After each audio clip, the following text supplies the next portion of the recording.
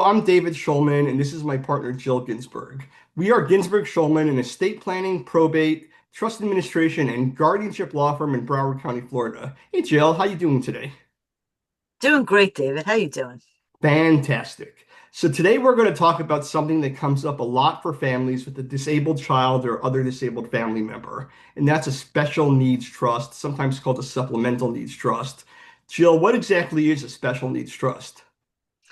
So a special needs trust is a specific type of trust designed to hold money for a disabled person without disqualifying them from government benefits like SSI, which is supplemental security income, and Medicaid.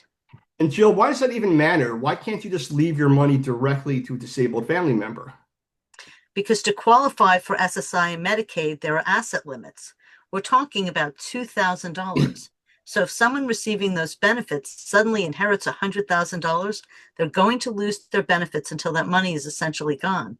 And those benefits, Medicaid especially, can be worth far more than the inheritance itself. So, Jill, the special needs trust holds the money, but it doesn't count against those limits. Exactly. The trust owns the money, not the beneficiary, so it doesn't disqualify them. But Jill, now that the money is actually in the trust, what can the trustee do? What can the trustee actually spend it on? This is where people get surprised. The trustee can pay for things that supplement what the government provides: travel, electronics, clothing, entertainment, education, personal care, things that really improve the quality of life.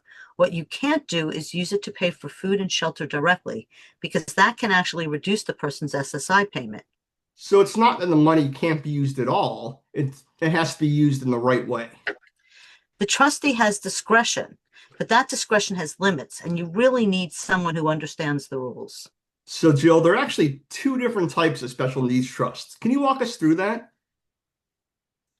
Sure, the most common one is what's called a third party special needs trust. That's funded by someone else, a parent, a grandparent, for the benefit of the disabled person. When the beneficiary passes away, whatever is left goes to whoever you name. There is no payback requirement. And Jill, what's the other type?